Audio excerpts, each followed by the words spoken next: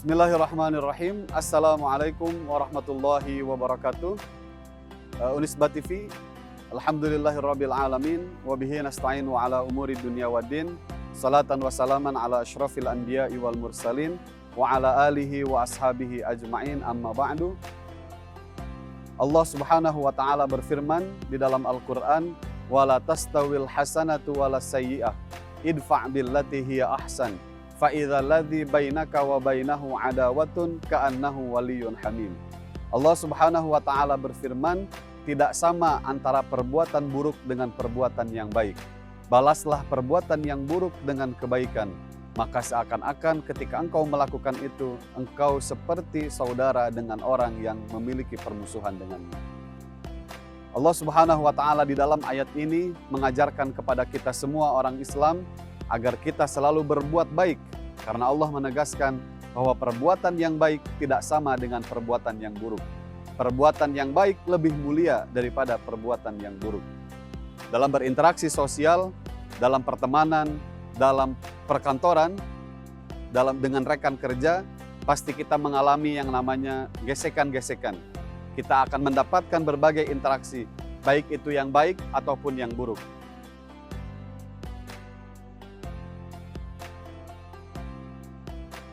Maka dari itu, dari ayat ini Allah Subhanahu wa taala mengajarkan kepada kita, apabila kita mengalami hal yang tidak mengenakan, kita diberi perbuatan yang tidak mengenakan, maka Allah Subhanahu wa taala memerintahkan kita untuk selalu membalasnya dengan kebaikan. Rasulullah Shallallahu alaihi wasallam sebagai teladan kita orang beriman mengajarkan hal yang demikian. Diriwayatkan bahwa Rasulullah Shallallahu alaihi wasallam setiap pulang dari masjid selalu diludahi oleh seorang kafir. Namun Rasulullah Shallallahu alaihi wasallam tidak pernah marah. Rasulullah tidak membalas hal tersebut dengan keburukan yang serupa. Malah Rasulullah Shallallahu alaihi wasallam ketika tidak mendapatinya meludahi di pagi hari, Rasulullah menanyakan dan ternyata orang tersebut sedang sakit. Maka Rasulullah adalah orang yang paling pertama menjenguk orang tersebut.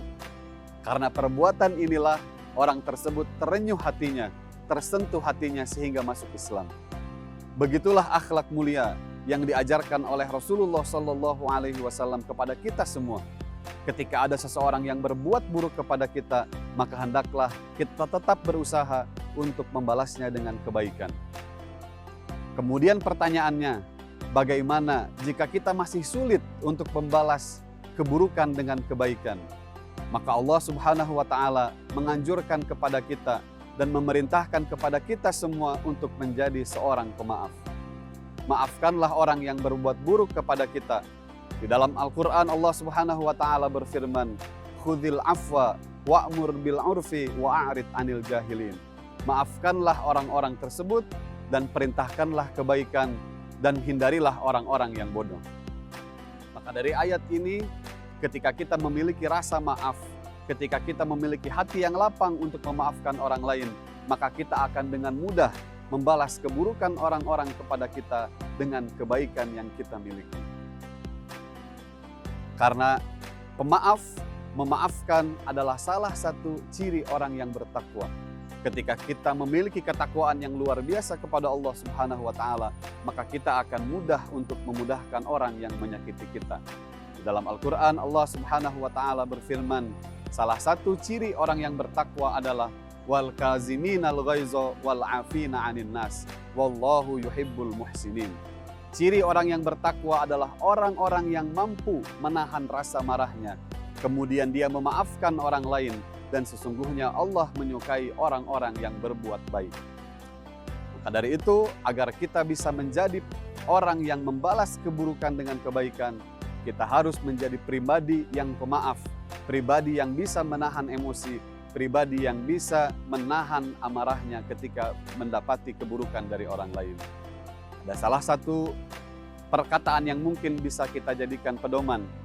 Dalam sebuah ajarannya, Nabi Isa alaihi salam mengajarkan kepada kita, apabila dipukul pipi kirimu, berikanlah pipi kananmu.